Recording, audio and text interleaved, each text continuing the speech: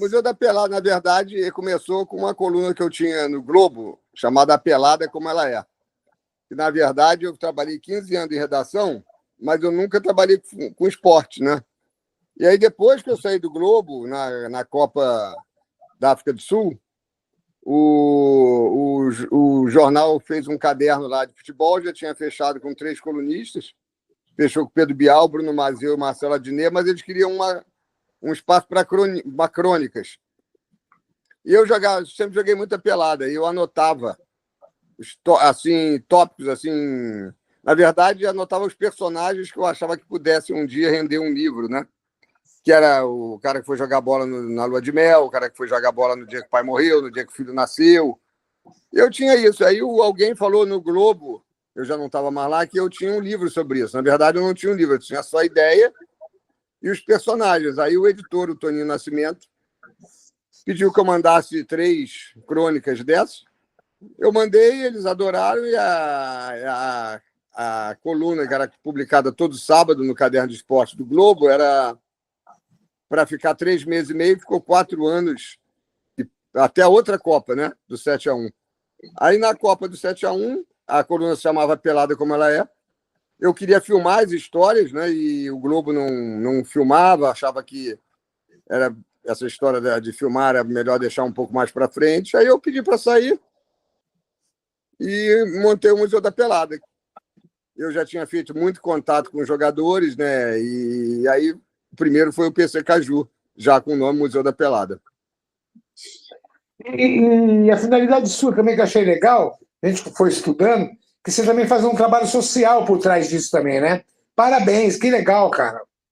É verdade, agora mesmo, nessa semana, a gente oficializou o Instituto Museu da Pelada, né? Porque o que acontece é que sempre que eu vou na casa dos jogadores fazer matéria, é uma realidade que a gente descobre lá, né? Muitos com problemas de depressão, outros que nunca tiveram uma aposentadoria, outros com problema de alcoolismo, às vezes problemas financeiros, né? E aí a gente começou a montar uma rede de solidariedade, assim, com amigos, legal. com fisioterapeutas, advogados, ortopedistas, que hoje é um grupo grande que faz isso, né? Além desse trabalho de salvar os acervos dos jogadores pessoais, né? Que muitos estão se deteriorando. Isso é muito legal. Ô, Sérgio, sabe que é uma cadeia da prosperidade, né? Nós somos pequenininhos, mas a gente quer se colocar à disposição naquilo que a gente puder ajudar. Claro. Como por exemplo, deixa eu te dizer, o ostracismo às vezes causa também depressão, não é verdade? Principalmente para esse pessoal que teve. Se você quiser, algum desses que a gente faça um trabalho com eles, um programa com eles também, estamos à disposição. Claro. Entendeu? Acolher eles com bastante carinho, falar do que eles mais gostam de futebol, falar de história, isso pode ajudar, né? Sempre ajuda, a autoestima, né? Melhorar Exatamente. a autoestima das pessoas é sempre muito bom. A gente está à disposição aí para o Museu da Pelada, só acionar a gente. Fábio, faz um trabalhinho para mim com esse, eu entro em contato e a gente grava e faz, entendeu? Com o maior prazer. Não vou dar também de bom sair, isso é bom para a gente e é uma forma que a gente tem também de ajudar, porque a gente vive de indicação, né, Sérgio? Claro, aqui é o tempo todo. A gente só dá continuidade por causa da indicação, né? Porque alguém que indica alguém, que gosta, que participa. Então a gente só consegue trabalhar dessa forma, entendeu? É verdade, é verdade. E eu vejo assim, Sérgio, você, com mais experiência do que a gente, que o jogador antigo, esse tem a resenha para falar do futebol. Os jogadores novos não têm, muito mimimi, não quer conversar com ninguém, não entra nesse esquema de live, que se quer, é um absurdo. E a gente tem, você vê, a gente conversou com o Badeca, que jogou na Portuguesa, o Ademir da Guia, gente, monstros sagrados aí nos seus clubes, e os caras numa simplicidade com a gente, num bate-papo gostoso. Um dos caras que me comoveram, assim, em termos de pontualidade, o Adilson, zagueiro que jogou no São Paulo, foi campeão do mundo. Claro. Quando o Fábio procurou ele falou que não podia dar entrevista porque faziam 2 meses que ele tinha perdido a esposa. Mas que quando ele tivesse restabelecido, ele entraria em contato para fazer o programa. 6 meses depois, ele nos procurou para gravar. Então, isso é legal. É o cara contar a sua história de vida. Esses jogadores, tivemos com o Rondinelli, histórias maravilhosas, né? Esses atletas têm. material para a gente conversar e contar o que é o futebol, que a molecada não conhece. É verdade, porque eles vivem, eram assim, ídolos acessíveis, né? Que a gente encontrava andando pela rua, Na encontrava num praia, bar, numa festa, na praia. é verdade. Isso aí ajuda, né? Por isso que esse campeonato, esse Mundial de Clubes aí está dando certo aqui, pelo menos para o Brasil, porque as pessoas estão torcendo para os times que jogam aqui, né? E a gente está acostumado, está mais próximo, e a seleção se distanciou porque os jogadores estão lá fora. Eu acho que isso aí ajuda muito, né? O contato, né? O torcedor, quando está próximo, ele torce mais, né? Eu acho que isso que você falou é verdade, porque não tem mais aquela empatia com o jogador, né? Antigamente, as nossas seleções eram base do Santos, do Botafogo, Flamengo, Fluminense, São Paulo, Palmeiras, eram times aqui que estavam todos aqui. Então, a gente tinha aquele orgulho de parar para assistir a seleção. Hoje vem um de não sei de onde, outro não sei de onde, se junta, parece futebol de fim de semana, né? Se junta todo mundo, ninguém sabe quem joga onde, e aí complica. É verdade. E é difícil, perdeu-se, né? O pessoal não tem mais aquele, vou usar o português bem claro, me desculpe, aquele tesão desse jogo da seleção. Às vezes nem sabe que tem, né? Boa noite, Léo. Sérgio, deixa eu te falar uma coisa. A gente está falando de nostalgia, né? O Léo entrou agora. O Léo é torcedor do Juventus de São Paulo. Tu acredita nisso? Ah, acredito. Pô, a gente fez uma entrevista legal com a Taliba. Pô, que legal. O Dura entendeu o que ele fala, né? Vai virar SAF o Juventus, hein? Eu vi, ficou muito legal. Cara, ficou muito legal a matéria que você mandou pra gente, Léo.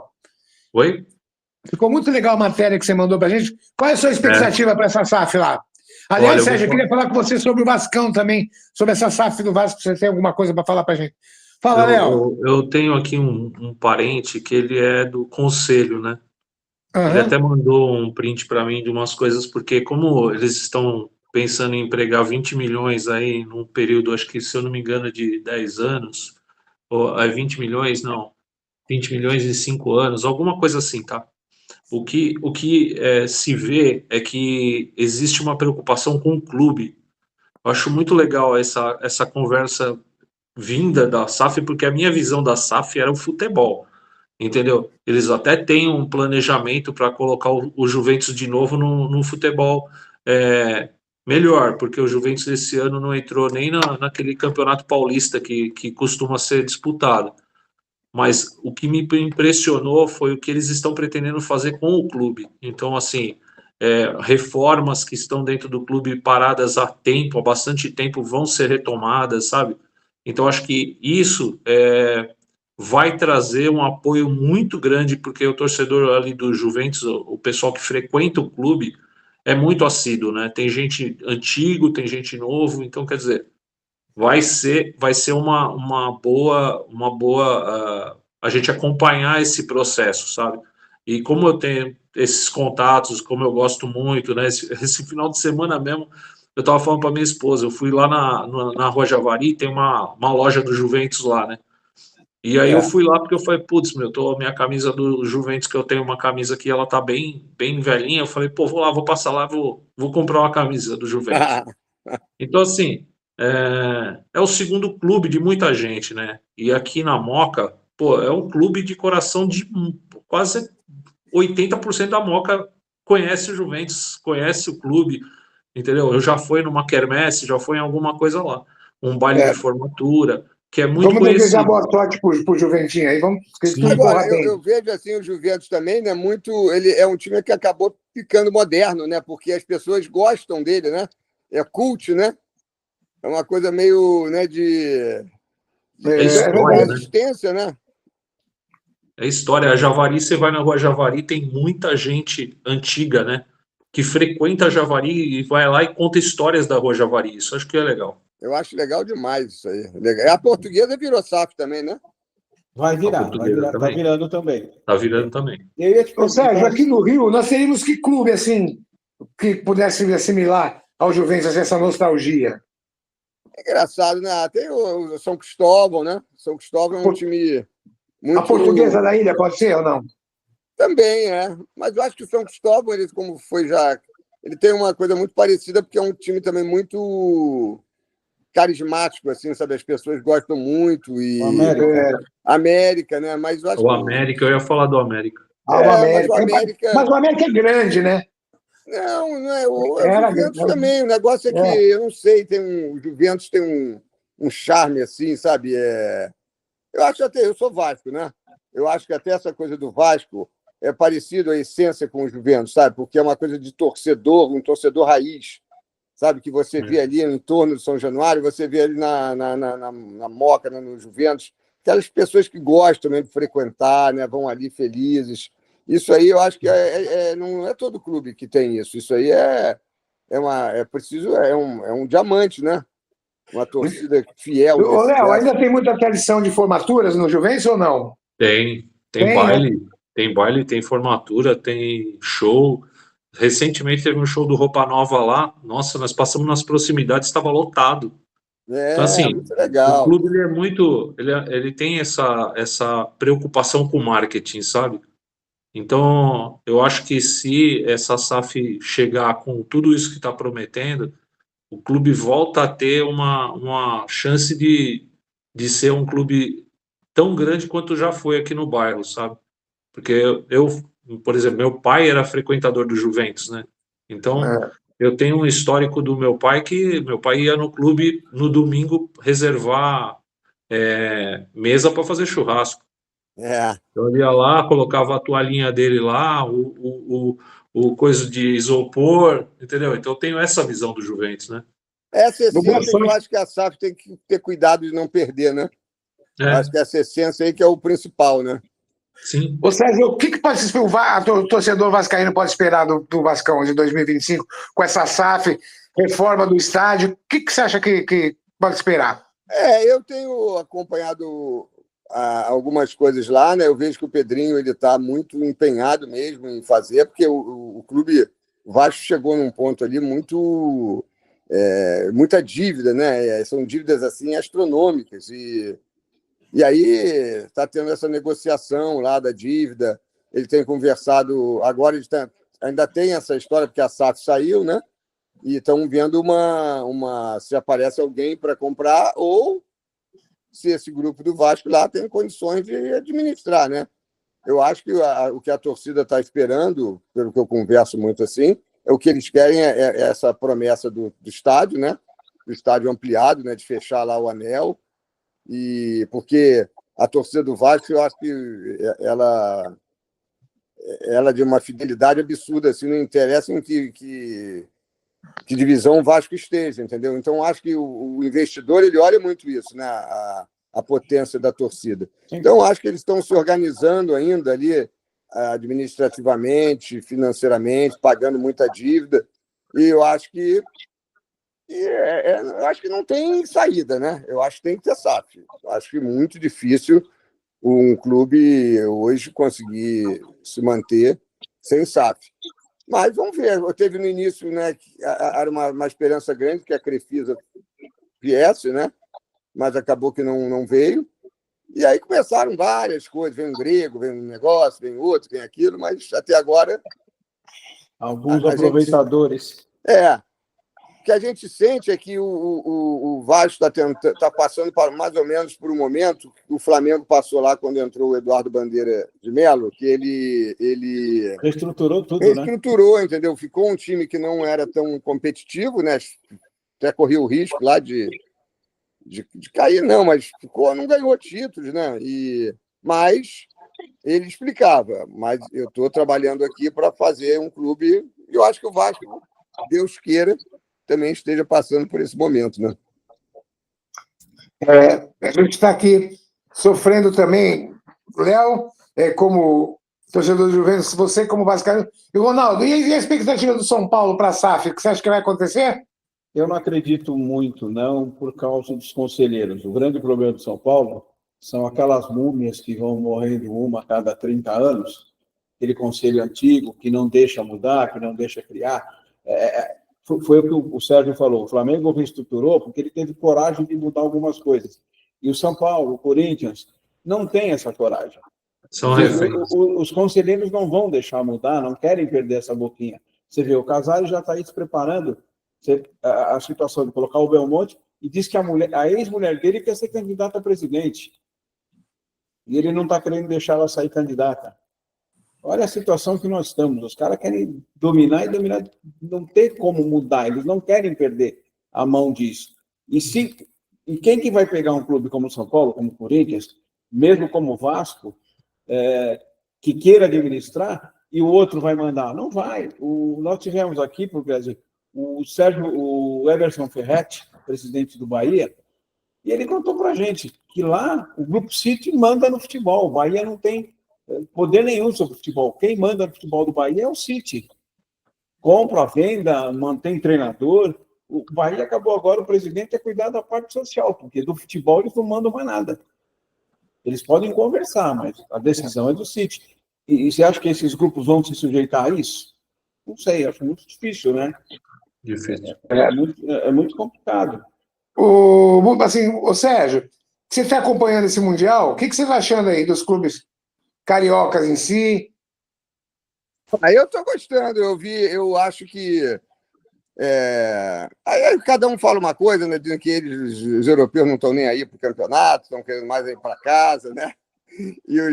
Mas eu acho que o torcedor brasileiro ele gosta tanto de futebol, né? Ele torce tanto, né? Que a gente fica até contagiado. Eu me peguei aqui torcendo para o Botafogo, parecia que era um Vasco ali, eu falei, faz gol. E aí depois o nervoso com o Botafogo hoje foi terrível, pelo amor de Deus. Porra, hoje já foi outro time, né? Contra o Saint-Germain deu tudo certo, jogou daquele jeito, fez um gol e ganhou o jogo. Hoje não fazia gol, não conseguia sair para o contra-ataque, tomando os caras em cima, meu senhor. Agora, uma coisa que eu acho que mudou realmente, isso a gente tem que ver, né? Acho que desde a chegada dos portugueses, né? O Jorge Jesus, quando veio para cá, eles fizeram uma coisa que você hoje, essa competitividade, né? Hoje os brasileiros estão correndo muito também. Eles, né, apesar de jogar, tu vê que eles acompanham o ritmo, eles não perdem nesse quesito, né? Desde a chegada dos técnicos mais europeus aqui, eles levam isso muito em consideração, né? Então, pelo menos essa parte a gente tem acompanhado. Agora, eu estou torcendo demais que um brasileiro ganhe, claro, né? Provavelmente agora vai dar Palmeiras e Botafogo, um dos dois vai para as quartas, né? Mas vamos com calma, porque o time do Messi tem chance de se classificar, em calma. Não, pior que ali todos eles têm. Vai ser daqui a pouco, né? Vai ser hoje, 10 horas. Hoje, né? Daqui a pouco. Vai daqui a pouquinho. 10 horas. Eu acho que o futebol brasileiro, né, ele tem também essa história. Eu acho que a seleção, o torcedor se distanciou muito, ainda mais agora com o técnico italiano, mas eu acho que tem que ser um técnico italiano mesmo, os jogadores todos que estão lá de fora. Então, deixa eu ver o que dá, né? Porque o cara não fala português mesmo, né, Sérgio? Deixa os caras entenderem pelo menos alguma coisa lá de fora. Eles não ganham nem em real, como é que eles vão jogar? Eu gosto muito dos treinadores brasileiros, conheço vários, eu acho que... Mas eles mesmo entendem que, por exemplo, hoje, né, os grandes clubes, o Palmeiras, o Botafogo, né, são portugueses que dirigem, tem que dar mão à palmatória também, que eles fizeram um trabalho bacana. Aí você fala, muita gente fala, mas também é fácil um Palmeiras, um time rico. Não é não, cara, não é não. Acho que montar time, né, ter o respeito dos jogadores, isso não é tão simples, não. A semana passada nós tivemos com o Jorginho Cantinflas, e ele estava contando como é que se montou a Barcelusa, né? Ele falou, cara, o mesmo time de 85 da Portuguesa, ele falou, a montagem do elenco começou em 83. Não se chegou aquele time em 85 sem passar 2 anos procurando jogador, encaixando, né? O time não se monta de uma hora para outra. Poxa, não é fácil. O Palmeiras vem quantos anos aí, cara, montando time, desmonta, monta outro, monta os caras Sérgio, na cabeça. o próprio Flamengo, a questão de uns 10 anos atrás, brigava na 10ª colocação da tabela aí, ficava naquela, se ia cair ou não vai. De repente... Mas é o trabalho de estrutura. Gente, e o Botafogo? E eles mesmo estão vendo... Eles não negam a ter SAF, não, o Flamengo. Eles conversam sobre isso, né? Não é uma coisa que eles falam. O São Paulo, realmente, eu sempre escuto isso, que os conselheiros não deixam, porque é um time, aqueles cardeais, os antigos cardeais, são terríveis. E aí, não, aí quem ficar nessa vai ficar para trás, né? Vai. O Botafogo, gente, 2 vezes consecutivas na 2ª divisão, está aí agora disputando o Mundial lá, gente. Olha que reviravolta. Agora, Mas eu acho que aí entra também muito essa parte da SAF, né, no Botafogo. ajuda. Eu acho que Você essa trouxe os mudança jogadores, de mentalidade, encaixou, isso né? aí é uma coisa que o Flamengo não entrou uma SAF, mas o Flamengo Comando, também né? teve uma mudança de mentalidade, né? O Claro. pessoal passou a administrar de forma diferente. Eu acho que os nossos clubes aqui paulistas estão vendo aqui o que o Palmeiras está fazendo. Eu acho que eles estão começando a se tocar de que se eles não fizerem uma movimentação, não fizerem uma atenção para isso, eles vão ficar muito distante. Vão ficar nos luz de distância, porque esses times eles estão conseguindo fazer contratações. Pô, o Flamengo trouxe o Jorginho, cara. Aquele cara, ele é muito bom. É. E ele estava lá na Europa, tinha lugar para ele na Europa, ele não quis vir para o Brasil para ficar no Flamengo, porque o Flamengo tem uma baita seleção. Então, isso eu acho que é uma coisa que os outros times vão começar a se incomodar com isso, sabe? E uma coisa, Então, né, Léo? Claro, A marca vende muito, né? A marca Flamengo traz dinheiro. pô, Eles com sem bom time, dúvida. ele com bom time, ele traz dinheiro. A marca Flamengo é muito forte. Né? É, Assim como é E o aí em São Palmeiras hoje Paulo, aqui em São Paulo. aí em São Paulo é engraçado que a gente vê, né, esses times que às vezes são as prefeituras que bancam durante um período e depois pulam fora, né? Aí o time é muito bom no ano e depois, porra, vai lá para baixo, né, cara? Agora o Mas sabe, Mirassol, né? O Sérgio, Mirassol não sei quem é que está comandando. Mas o Mirassol é uma administração muito legal, porque o Luiz Araújo, que hoje está no Flamengo, ele foi formado pelo Mirassol. Ah, é? Não E sabia. quando o São Paulo vendeu ele para fora, o Mirassol recebeu uma fatia muito grande, uma fatia boa do dinheiro. Então, a administração do Mirassol fez tudo, fez o centro de treinamento, fez alojamento, fez um campo, fez algumas coisas para trazer o Mirassol. Então, o Mirassol não caiu só nego de paraquedas, tem uma administração muito boa e ninguém dá valor. Você vê, o Red Bull, o Bragantino é Red Bull, tá, então vem de fora. Mas os times pequenos estão na hora de começar a criar vergonha na cara e preparar o terreno para virar SAF. A gente perdeu um monte aí, Rio Branco de Americana, Noroeste de Bauru. E que, Ronaldo, você pode convir comigo, que inverteu, né? Era um celeiro de jogadores para clubes grandes. Hoje, os clubes do interior, Sérgio, se transformaram num celeiro de ex-jogadores em atividade, né? Então, a coisa caiu um pouco também, não só por causa da administração, o próprio futebol em si foi caindo no interior de São Paulo, né? É verdade. Mas eu sempre vejo dizer assim que um jogador tal comprou um clube aí, está investindo. O Rivaldo não era dono de um aí também? Do Mojimirim. Mojimirim, né? Eu ia te Juninho perguntar Paulista, né? Ituano. Eu ia te perguntar, Sérgio, eu não sei se aqui em São Paulo, o que vem numa crescente, o Léo deve saber muito bem disso, o Fábio também, é a várzea. A várzea, hoje, os caras estão investindo um dinheiro muito grande na várzea, com ex-jogadores, campeonatos que... eu entrevistei o presidente de um time de várzea, Diamantes de Guarulhos, torneios lá de várzea com premiação de R$250 mil.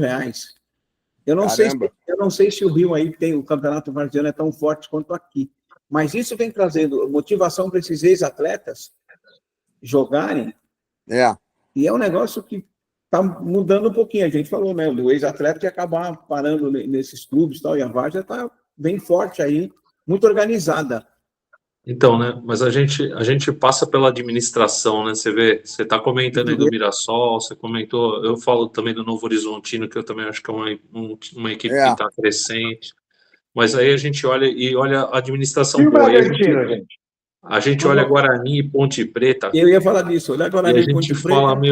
A gente fala, times tradicionais aqui de São Paulo e que hoje a gente vê, bom, o Guarani até deu uma guinada ali, porque ele estava na zona de rebaixamento, deu uma subida ali, está em 12º agora, se eu não me engano, mas assim, tá lutando. Santo André, que já foi. Santo André, nossa. Paulista de Jundiaí, que já foi, né, na Copa do Brasil. O São Caetano. O São Caetano, Santo André, São Caetano. O São Caetano estava para virar SAF. Eu não sei como é que está. A gente entrevistou o Ademar. Você lembra do Ademar, Sérgio? Ademar, claro. Ademar. A gente fez com ele também. O Ademar é uma figura carimbada. Eu não sei se ele contou para você a história do irlandês que ele quase matou de susto. Não, ele se fantasiou de Jason. E o cara vinha num corredor, ele foi com uma faca para cima do cara. Diz que o irlandês começou a estribuchar no chão. Tiveram que chamar o médico do departamento médico do clube, porque o cara estava convulsionando. Você acredita? Figura. Isso é uma Eu demanda. tenho coleção, né? Eu fico por conta dessa coisa de entrevistar, né? Os jogadores assim, eu ganho muita revista antiga, né? E aí eu fico às vezes vendo aqui. Cara, é impressionante realmente os times que você não vê mais, né? Eu estava vendo aqui 15 de novembro, 15 de Jaú, né? São Bento. O 15 de O Jaú próprio fez 100 Bangu, anos. né, Sérgio? Bangu, pô, Bangu tá aqui, nem na primeira edição do Carioca ele consegue ficar. Eu do Pois Rio é. lembro do Volta Redonda. Mas o Volta Goitacás. Redonda tá bem. Volta Redonda sempre tá. Tá até na Goitacás. Copa do Brasil. Tava, né? Eu acho. Um time que tem, não, Goitacás. Goitacás, os dois times de Campos, americano e O Goitacás, americano. estão ali lutando para voltar. Mas Hein, estão Sérgio, investindo. depois da morte do Caixa d'Água, o americano sumiu, né? Sumiu. Agora estava com a SAF aí também, montou um centro de treinamento. Eu até tive lá, o Goitacás também está tentando se reformular. Porque lá é impressionante, né? Campos com muito dinheiro, royalties pra caramba, e os caras não investem nos times locais, né, cara? Eu não entendo. Não dá para entender isso, cara. Futebol tá tanto retorno e os caras ficam ali, não consigo entender. E agora, o problema é normalmente esse, porque o Mirassol deu sorte de ter uma administração séria, né? Porque o que acontece é que quando entra um dinheiro, mano, cada um pega a sua parte e desaparece. Cara. Some. Ô, Sérgio, na sua experiência como jornalista, qual foi o maior absurdo que você assim, presenciou em relação a uma resenha esportiva ou algo esportivo que você falou? Você pode até não citar nome, mas falou, cara, eu não acredito que fizeram isso, que aconteceu isso. Além do 7-1. Tira o 7-1. Assim, mas de coisa dessas catástrofes que você fala, de coisas. Uma coisa assim que você acha que foi um Obscuras. absurdo para o futebol, assim. Eu acho que o 7-1, nem o 7-1 ali aqui foi tão já uma tragédia anunciada, né? Que você nem. Tudo bem, 7 ninguém imaginava, né? Não. Mas. Mas eu acho assim, coisas que eu vejo muito, porque acabei que eu fiquei amigo, né, do Eurico Miranda, né? Esse era uma figura carimbada, né? Esse aí eu falava para ele, né, que se ele tivesse ali uma orientação, porque ele não queria, uma orientação, ele seria presidente da CBF, porque o conhecimento que ele tinha era um negócio absurdo, né? E bom Mas de ele não ouvia resenha, ninguém, né? Ele não ouvia ninguém. Mas E o amor faz dele a era o cabeça Vasco, dele. né? Mas ele era muito querido assim, pelas pessoas assim, que gostavam dele de próximo e gostava dele, né? O absurdo que eu acho foi o que ele ter feito aquela história do SBT, quando botou na camisa o SBT. Aquilo foi sensacional, né? Porque nem o SBT sabia, né? Ele botou da cabeça dele para prejudicar a transmissão da Globo. E eu acho que isso aí de coisas assim inusitadas, assim, loucas. Porque conta a história que foi a Globo que acabou parando o jogo no sábado, que caiu o alambrado, né? E a Globo chamando o governador, fazendo aquele escarcéu todo. Aí que a polícia já tinha dado condições de seguir o jogo e não deixaram. E ele, de raiva, meteu o SBT para passar na Globo o logo do SBT. E a Globo teve que transmitir do alto, assim, né? Para não mostrar. Mas até o governador foi, né? Parece que desceu de helicóptero aquele dia no jogo, não foi? Uma palhaçada sem tamanho. As maiores loucuras que eu vi nesse sentido foi com o Eurico, aquele jogo do São Caetano, que ele mandou o jogo começar com, a tragédia toda, né? Sérgio, sabe qual foi a minha maior catástrofe? Aquele gol do Sorato no Morumbi. Essa aí foi. Isso foi doloroso. Eu brinco, Sérgio, você falou do 7-1. Um amigo chegou para mim e falou: vamos assistir Brasil e Alemanha? Eu falei, como assim? Falou, meu cunhado é gerente da Nestlé, não sei o que, conseguiu 2 ingressos, vamos? Eu falei, vamos embora, vamos para Belo Horizonte, vamos assistir o jogo. No domingo, o Fantástico apareceu uma reportagem com um tal de Farfã, que era não sei se era haitiano, não sei o que estava vendendo os ingressos gratuitos, e a FIFA mandou recolher todos os ingressos. E a Nestlé teve que devolver. Aí eu falei assim, ainda bem que eu não fui, porque eu ia ter que gastar uma grana para ir para Belo Horizonte. Ia passar raiva. Ia passar raiva. Agora, de doideira, assim, de ficar enlouquecido, não foi como jornalista, mas foi como torcedor mesmo, foi no dia que o Roberto fez 5-2 lá, 5 gols. Volta do Roberto. Ele veio do Aquele dia eu Barcelona, pensei né? que eu fosse ficar maluco, que ele deu tudo certo, era impressionante, cara. Eu no Maracanã. O E, Jairo tomou gol de tudo quanto foi jeito aquele dia. O Jairo. e anos depois eu acabei ficando muito amigo do Dinamite, né? Um cara que é o meu maior ídolo no futebol e aí eu fiz a campanha dele lá, ajudei na campanha dele pro Vasco e vim aqui em casa. A gente acaba porque o Legal. Museu da Pelada tem muito isso, né? Porque a gente fica amigo das pessoas de verdade, né? Não, eu falo isso para o Zico uma vez falou, achei muito legal que ele falou, teu canal faz muito sucesso por um motivo muito simples. Eu falei, eu perguntei para ele por quê, né? Ele falou assim, porque vocês não estão em busca de audiência, né? Ele falou, porque quem está em busca de audiência não vai em Campos entrevistar o Totonho, lateral do Goitacás, né? Que foi meu amigo também. Nossa, gente. Eu falo para as pessoas, ninguém me manda a lugar nenhum. Eu vou onde eu quero, entendeu? Eu pego o carro, vou lá fazer o cara e nunca pedi like no YouTube, nunca teve uma. A gente não tem uma estratégia assim, a gente vai fazendo, sabe? É de tudo coração, orgânico. né?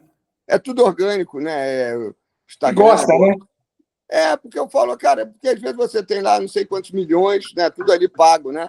Tu mete um dinheiro no YouTube e aí ele te dá mais alcance, realmente. Mas a gente foi fazendo assim, de brincadeira e... Legal. É a naturalidade da coisa, né, Sérgio? Por exemplo, o Evaristo, o Evaristo Macedo é o cara mais citado em todos os podcasts, né? As pessoas imitam ele, brincam fazendo as imitações dele. Agora, nós fomos na casa dele, a gente vai na casa por isso, porque ele já é um senhor. Ele não vai a estúdio de podcast, ele não vai. E se for também, a família não deixa fazer ao vivo, porque ele pode ser cancelado, porque ele ainda fala essas coisas. Aquele crioulo, que era o jeito de falar, né? A Placar, se você pegar as revistas Placar, está escrito, né? Aí o crioulo pegou a bola, correu. Então, ele não tem essa coisa de não... ele vai ser cancelado. Se o Evaristo faz um ao vivo, ele vai ser cancelado. Então, mas ele nos recebe na casa dele, ele adora a gente, eventos que a gente faz, ele faz questão de mesmo ali, sabe, Que legal. com dificuldade de andar. Bacana. Nós fizemos um evento lá do 15 de Jaú, de 100 anos do 15. A gente esteve lá, fez um programinha com eles, está até no YouTube do nosso canal, os 100 anos do 15, entrevistamos jogadores... Legal isso, hein? 100 anos do 15. Jogadores antigos, alguns jogadores... Wilson Mano, né? Wilson Mano, França, Edmilson, jogadores que ninguém lembrava, o Edu Schmidt, esse Neizinho, esse influencer aí, ele foi juvenil do 15 de Jaú. Ele não deu certo no futebol e foi virar influencer, né? Esse cara. Então, são histórias, a gente entrevistou esse pessoal, conversou com o pessoal. O Felício contando da história, essa é muito boa, da história do jogo contra o Palmeiras, que eles ganharam de 3-2 no Palestra Itália. E o técnico era o Zé Duarte, e ele conta que, quando chegaram no Parque Antártico, tinha uma mala de dinheiro para eles, para ganharem o jogo. E o Zé Duarte falou que não queria, que não aceitava aquilo, onde já se viu suborno, não sei o que. Ele falou, pô, mano, não é para perder, é para ganhar. Não, eu não aceito. Diz que eles ganharam o jogo, o Felício fez o terceiro gol. Quando chegou no vestiário, o Zé Duarte foi o primeiro a perguntar, cadê minha parte? Então, são essas histórias engraçadas. O Léo viu, a gente entrevistou o Dair, lateral direito do Palmeiras, o Loirinho. Que resenha gostosa, que resenha maneira, um cara muito... Isso que é legal, a gente conversar com esse pessoal, porque eles têm história, né, Sérgio? Eles têm história e são autênticos, né? São divertidos, né?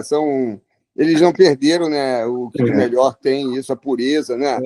Histórias. Eu tenho um ídolo que você entrevistou, já era pelo futebol dele, e depois que eu li uma história dele contando sobre drogas, sobre algumas coisas, me trouxe mais, assim, gostar dele.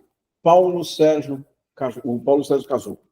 Sério, Paulo Sérgio. O Caju. Porque quando ele contou da história dele, que ele foi para a França e se envolveu com os artistas, os atores e tal, e cocaína rolava solta, que ele se viciou, que ele perdeu tudo. E ele, na entrevista, ele falava que ele não era um ex-viciado.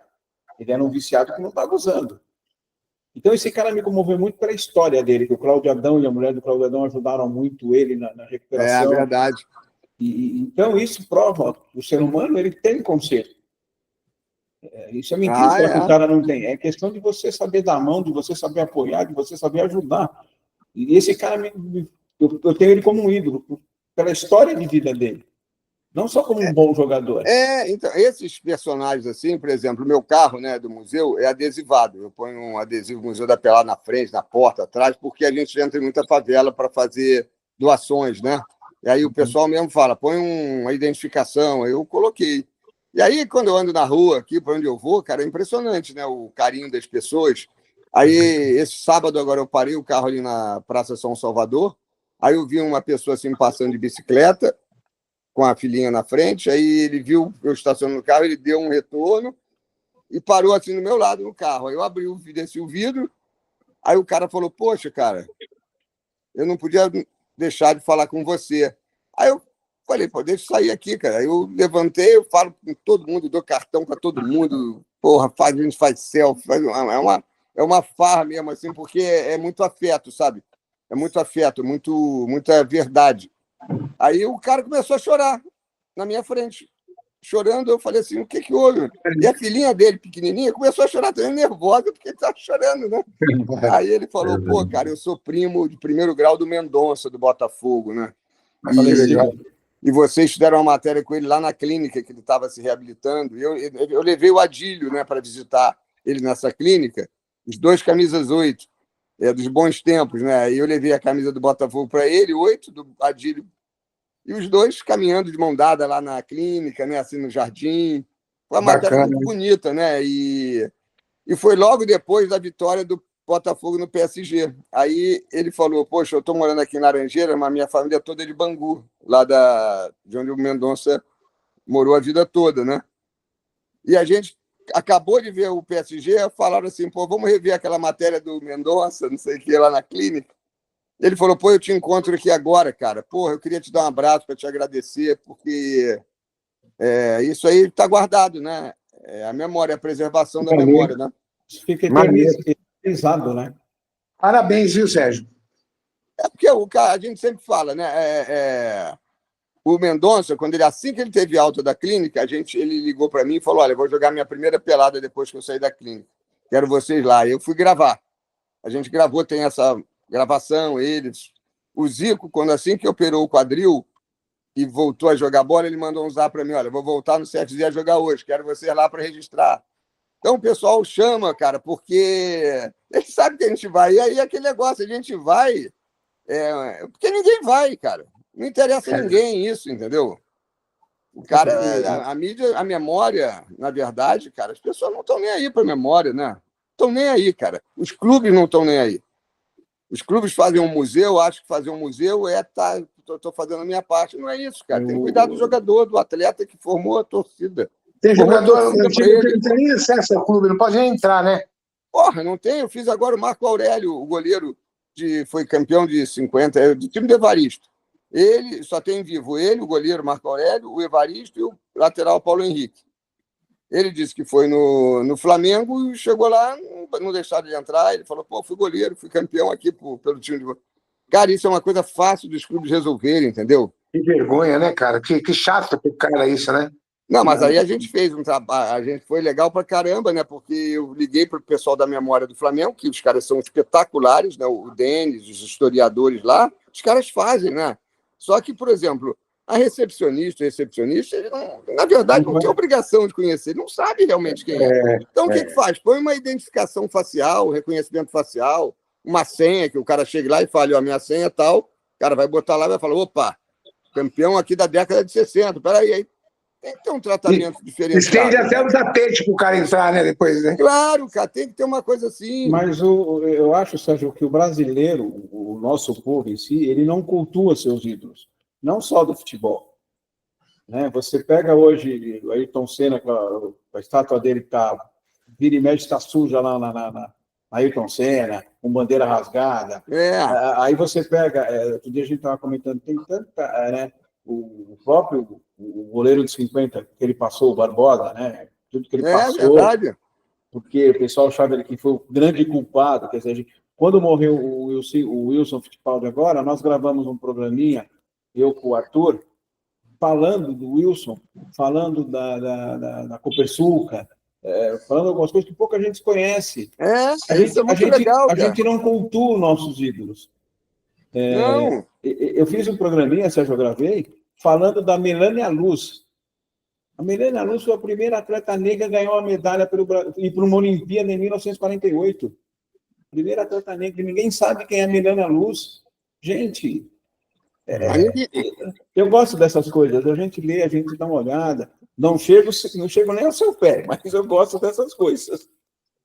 Eu acho que é história, né? Eu acho que a gente, essas pessoas criaram muitos momentos, né? O Sérgio está falando aí, Sérgio, parabéns, cara, por essa ação que você teve aí com o Mendonça. Acho que ela me trouxe uma situação que aconteceu comigo, que eu estava aqui, tem um clube, um campo chamado Serete, perto daqui da minha casa. E eu estava um dia passeando com a minha esposa lá e eu encontrei, que vocês vão lembrar, o lateral que era do São Caetano, chamado Anderson Lima.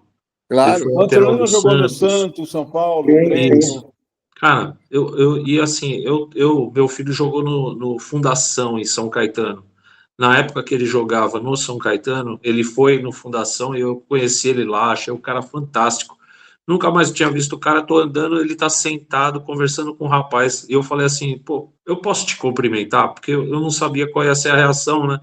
Eu falei, eu posso te cumprimentar? Ele falou assim, pô, você pode me cumprimentar, tirar uma foto, não tem problema nenhum. Pô, me abraçou, conversou comigo. Então, quer dizer, eu acho que essa dedicação que vocês estão falando e que alguns atletas têm com as pessoas que abordam eles, acho que cria momentos que são inesquecíveis, entendeu? Então, É a isso primeira mesmo. vez que eu falei com esse jogador, ele era jogador, e assim, ele deixou marcado de tal forma que ele falou assim, pô, seu filho joga aqui no Fundação, tal, pô, que ele tenha sorte, né? Eu conheço o Marquinho lá do Fundação, que é um cara muito amigo meu.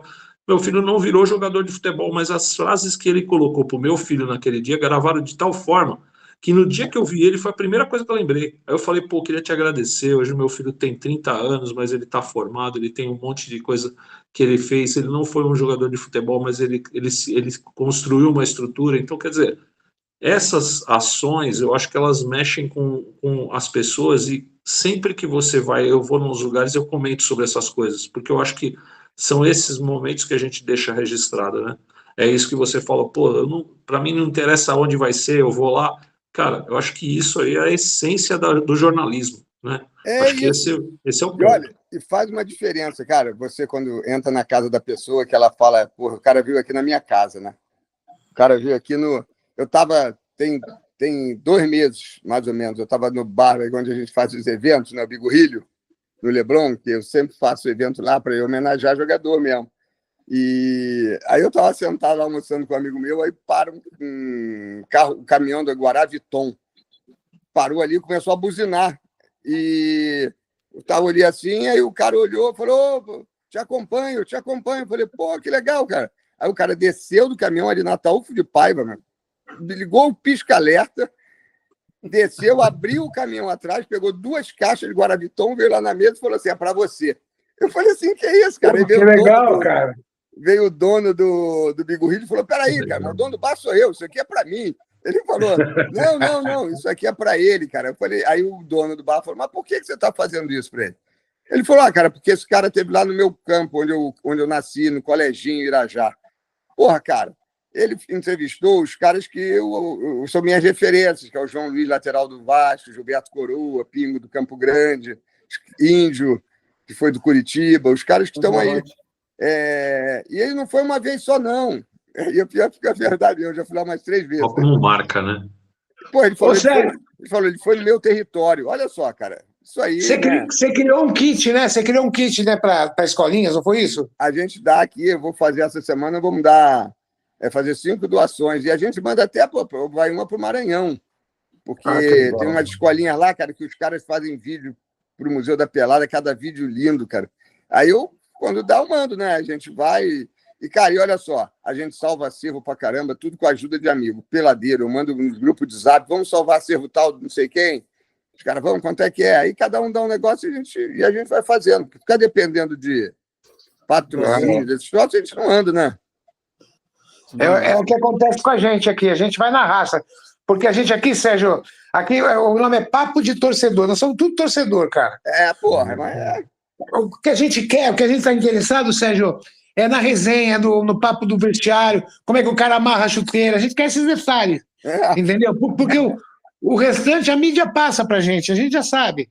Cara, e o mais legal é o que acontece. O cara fala assim, mas Museu da Pelada, então o público é só público mais velho. Como é que é isso? Como é que é a tua audiência?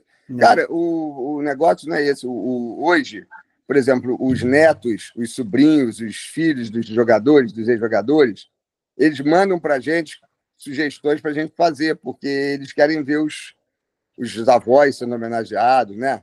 O tio sendo homenageado. Então, é muito comum isso. Eu, por exemplo, um dos meus grandes ídolos, que é o time da minha vida, do Vasco, né, que é o de 77, que é o meio-campo era Zé Mário, Zanata e Dirceu.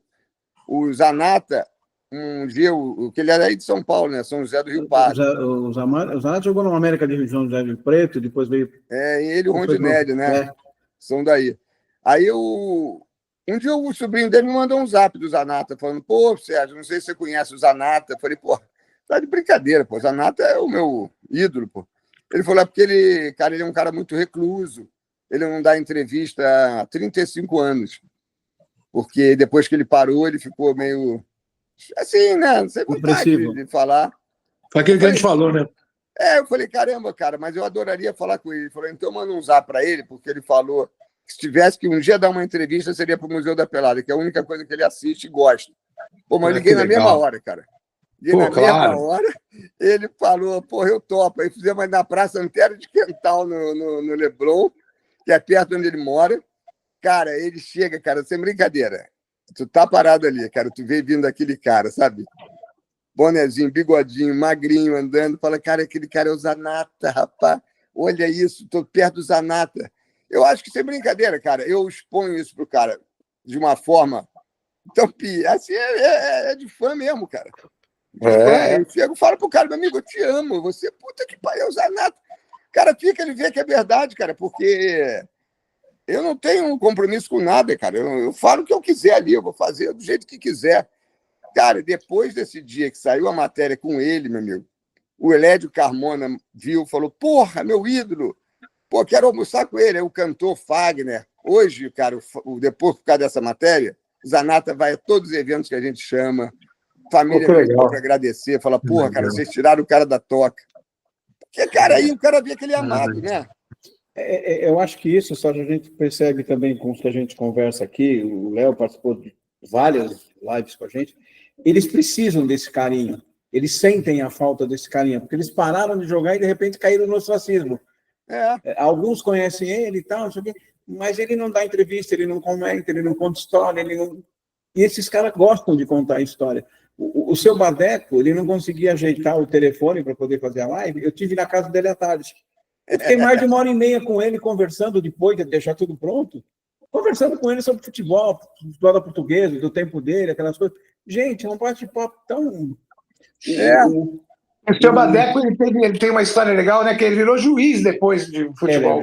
Ele virou delegado, né? Ele virou delegado da Polícia Federal. Delegado, Paulo César Puruca também, aqui o que jogou no Vasco, no Grêmio, eles são muito amigos, os dois se formaram juntos aí. Federal. Delegado, não é juiz, não, delegado. Eu não sei se dá tempo, mas vocês falaram uma palavra aí, delegado. Eu queria que o Sérgio falasse sobre o Lopes, que era o delegado lá, técnico do Vasco. Fizemos agora. Histórico também, né? A minha bateria está quase acabando. Se ela acabar, Sérgio, fica um grande abraço para você, porque eu vou até o final da bateria aqui para ouvir, tá bom? A minha também já está quase acabando. A gente vai terminando aqui daqui a pouco, já depois disso aí. O Antônio Lopes, cara, o Antônio Lopes é outro que é ídolo, né? Ídolo de verdade. A gente fez agora para ele, tem 2 meses também, uma homenagem a ele no Boteco Bigorrilho, que eu falei, o Lopes, a gente quer te homenagear. Ele, que isso? Mas as pessoas ficam achando que não vão ser bem recebidas, sabe assim? Cara, quando ele chegou lá no Bigorrilho, que ele sentou, cara, a quantidade vascaíno. Na verdade, chegou vascaíno, rubro-negro, que ele foi campeão pelo Flamengo, botafoguento, que ele foi campeão pelo Botafogo. Cara, o filho dele filmando tudo, mas numa felicidade. Tem aquela imagem dele beijando o Santinho. Nossa, isso não sai da minha cabeça. Toda vez que eu penso nele, eu vejo ele beijando o Santinho. Se você colocar no YouTube o Museu da Pelada no Bigorrilho, a gente fez para o Fio Maravilha, ninguém sabia que ele estava no Rio, por mais de 120 pessoas lá num boteco que não dá 5 dentro. Fica todo mundo na calçada. O Antônio Lopes, agora eu fiz, ele voltou agora, na semana retrasada, que a gente ainda vai postar esse vídeo, que eu falei, vamos homenagear o Vasco, que não está no Campeonato Mundial de Clubes. Cara, foram 27 ex-jogadores lá. Que legal. Inclusive o Lopes. Foram 5 campeões brasileiros de 74. Foi do Alfinete, Galdino, ao Sorato e Valdir Bigode. Todos lá, cara. O Fio mora nos Estados Unidos, né? O Fio está nos Estados Unidos, né? Está nos Estados Unidos. Aí ele veio, a gente ficou sabendo que ele estava aí. Eu não saberia nunca que é, porque ele está muito diferente. E aí levamos lá 120 pessoas para homenagear o cara. Deixa eu te perguntar uma coisa agora, mais por curiosidade, porque isso é história, né? Dizem que o Jorge Benjor precisou trocar o nome de Fio para Filho, porque o Fio queria receber royalties da música. Mas depois ele pediu desculpa, né? Ele retirou a... Foi isso, ele disse que foi influenciado por um advogado, e aí depois se arrependeu, e a gente até tentou fazer esse encontro dos dois, mas não... o Jorge estava essa história que teve que tirar porque ele queria receber, que ele não aceitava que deixasse o Fio Maravilha, e aí o Jorge Benjor mudou para Filho, né? Sérgio, mas já resolveram, ainda bem. Eu preciso encerrar, tá bom, irmão? Para não quero tomar mais seu tempo. Foi maravilhoso. Queria te agradecer muito aí a sua humildade, cara. Agradecer pelo que você faz para a gente, torcedor. Entendeu? Esse acesso que a gente tem através dos seus programas, das suas matérias. Eu queria te agradecer. Vamos manter contato mesmo, vamos ficar aí juntos, próximos. Vamos sim, cara. Estamos aí à sua disposição. Nós vamos botar isso no YouTube. Quando esse programa ficar pronto, eu vou mandar para você, se você puder postar no seu canal, essa entrevista com você, eu acho que vai ser legal. Tá bom, eu quando for a São Paulo, vou marcar para a gente se encontrar aí. Sérgio, de coração, muito obrigado pela sua presença, por essa simplicidade, essa simpatia, né, que você passou para a gente, e continue fazendo esse trabalho que você faz. Nós vamos continuar, vocês também, a gente tem a mesma pegada. E a gente, acho que a gente não pode parar, não. Os nossos ídolos precisam disso, de pessoas que lembrem deles e mostrem para essa molecada quem foi quem. Exatamente isso. Sérgio, estamos à sua disposição, tá, irmão? Para o que você precisar de divulgação, de acolher esses jogadores no nosso programa, estamos aí. Tá bom. Sérgio, parabéns, viu, cara? Parabéns pela sua trajetória aí. Fica com Deus. Um abração. Obrigado. Tchau, gente. Vai se falando. Obrigado, Sérgio. Gente, obrigado. Valeu, tchau, Léo. Tchau, Ronaldo.